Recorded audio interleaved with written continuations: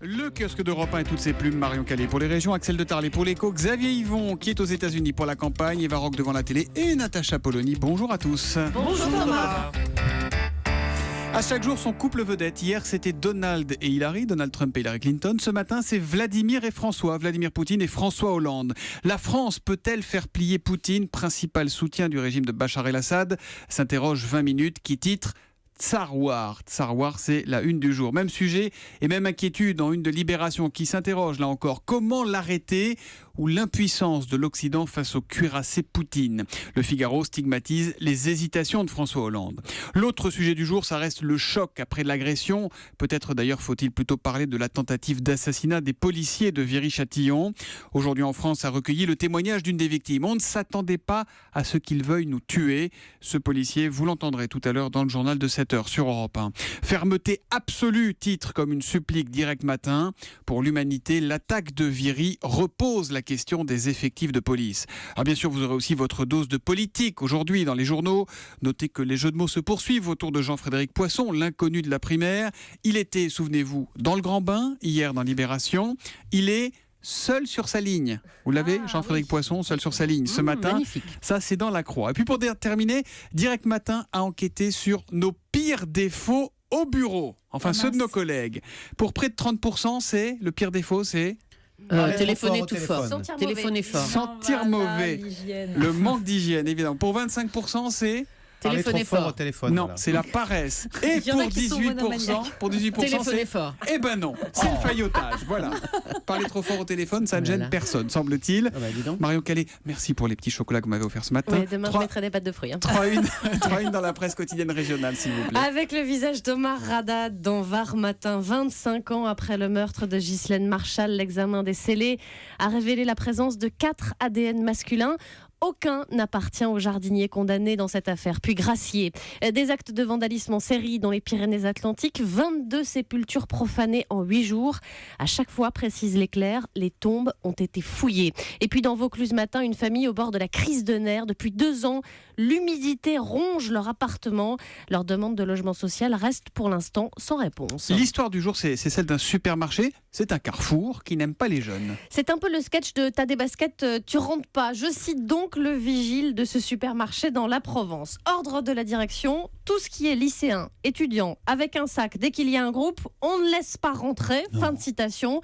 Nous sommes là au Carrefour Market de Saint-Loup, à Marseille, situé donc juste en face d'un lycée. Les élèves avaient l'habitude à la mi-journée d'y acheter leur casse-croûte. Jusqu'à preuve du contraire, c'est pas un délit. Voilà, mais le problème, explique un responsable, c'est qu'il y avait vol sur vol. Des personnes ont été agressées. Après, dit-il, on ne peut pas faire de distinction. Donc c'est clair, les jeunes dehors. Alors certains ont bien cherché à passer aux côtés de clients plus âgés, mais ratés. D'autres ont prévenu la police qui n'a pas voulu prendre de plainte.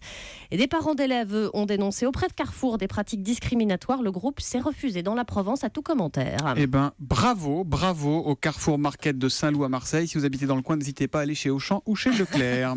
L'écho, Chez Axel Leclerc. de Tarlet. Chez Leclerc, oui, Julie Leclerc va pas me dire le contraire. ISF, le coût du plafonnement dépasse le milliard, c'est à dire dans le Figaro. Alors ça a l'air compliqué quand on vous dit comme ça qu'un plafond vaut plus d'1 milliard d'euros. Je tente la blague. On dit la vérité. Quand vous êtes venu me voir avec le sujet ce matin, j'ai dit mais de quoi tu parles? Alors je vais vous expliquer. Quand François Hollande est arrivé au pouvoir, c'était en 2012, il a augmenté l'ISF pour les plus riches. Sauf qu'il a été rattrapé par la patrouille. La patrouille, en l'occurrence, c'est le Conseil constitutionnel qui a dit stop! On ne peut pas payer plus de 75% de ce qu'on gagne en impôts. Si vous gagnez 100, au maximum, vous pouvez donner 75 euros aux impôts et pas plus. Et ben du coup, suite à la hausse de l'ISF, il avait tellement augmenté qu'il y avait des tas de gens qui se retrouvaient à devoir payer plus que ce qu'ils gagnaient. Et du coup, c'est pour ça qu'il y a, suite à cette hausse de l'impôt sur la fortune de François Hollande, il y a de plus en plus de gens qui bénéficient de ce système, de ce plafond qui fait que le fisc vous rembourse si vous avez payé plus que 75%. Et c'est ça qui coûte 1 milliard de ce du que coup. vous gagnez. Alors voilà, comme on a augmenté l'impôt, bah du coup le système coûte plus cher, le système de remboursement, et donc le remboursement coûte maintenant plus d'1 milliard d'euros en hausse de 19%. Alors, faut pas être naïf, il y a aussi un petit peu d'optimisation fiscale. qui est pratiquée. Je vous explique Liliane Bettencourt. Que fait-elle, Liliane Bettencourt, pour payer peu d'impôts sur la fortune?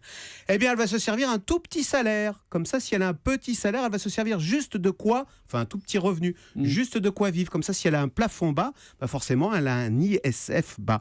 Tout ça pour dire que quand vous taxez lourdement, vous générez de l'évitement avec de l'optimisation fiscale ou de l'exil fiscal. Voilà. Donc voilà pourquoi. Je ne sais pas si vous avez tout compris. Pas tout, mais bon. Quasiment. Quasiment. On va pouvoir ouvrir un cabinet de conseil fiscal. Sinon, c'est à voir dans les Échos. Et très bonne relance de Xavier Yvon à la une de la presse américaine qui vient de nous dire faudra demander à Donald Trump, qui n'est pas très habitué à payer ses impôts visiblement. Xavier, on va revenir sur le débat d'hier. Il y a un vainqueur du débat d'hier, mais ce n'est ni Donald Trump ni Hillary Clinton. Non, c'est Ken Bone. Alors, si vous n'avez pas encore entendu parler de lui, c'est juste parce que vous êtes en France et vous n'êtes pas ici.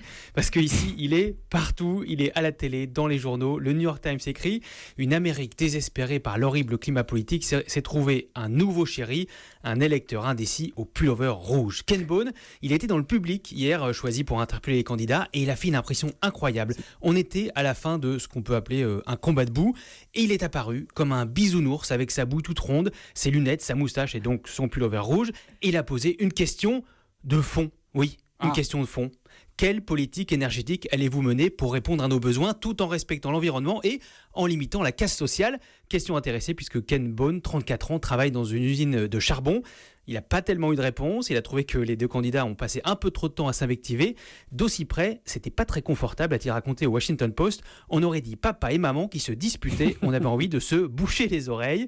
Alors on a moqué sa dégaine. Un déguisement avec ses vêtements est en vente sur Internet pour Halloween. Mais c'est pas très gentil. Mais non, il a surtout attiré beaucoup de sympathie. Il a gagné des milliers d'abonnés sur les réseaux sociaux et il a même désormais sa chanson.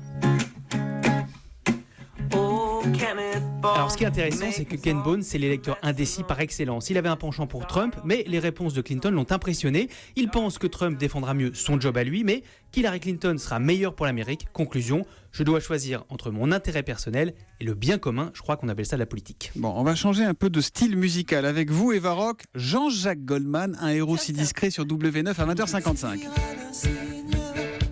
On est en septembre 1981. C'est le premier single du premier album de Jean-Jacques Goldman et c'est le premier succès pour celui qui fête ses 65 ans aujourd'hui et ses 35 ans de carrière. Et bien, grâce à ce documentaire, vous allez découvrir que tout a commencé en fait dans l'église de Montrouge. Explication sur un plateau télé, mais devant le prêtre. On faisait des gospels dans les églises, c'est un peu bizarre, mais enfin bon. On faisait beaucoup de monde, hein. Oui. Plus que vous quand même. Ce qui fait que les pères qui étaient très sympas nous avaient financé un disque qu'on vendait à la sortie des églises. Voilà, alors tout a commencé comme ça, sauf que la suite, ça ne sera pas un long fleuve tranquille. C'est le producteur Marc Lombroso, qui s'occupait alors de Jean-Jacques Goldman, qui le raconte. J'ai vu tous les directeurs artistiques de Paris, d'abord. Certains patrons de maisons de disques aussi. Bon, tout le monde m'a dit que ce type-là n'a aucune chance, ça n'a aucun intérêt. Bon, bref, ils sont trop aigus, enfin, je n'ai tout entendu. Ils avaient voilà. du pif, hein. Exactement. Bon, alors après, vous le savez, la suite, ce sont des succès pour lui et pour les autres aussi. Alors, dommage qu'il n'y ait pas d'interview récente de Jean-Jacques Goldman, évidemment, dans ce documentaire, et surtout que le documentaire ne soit pas mieux écrit.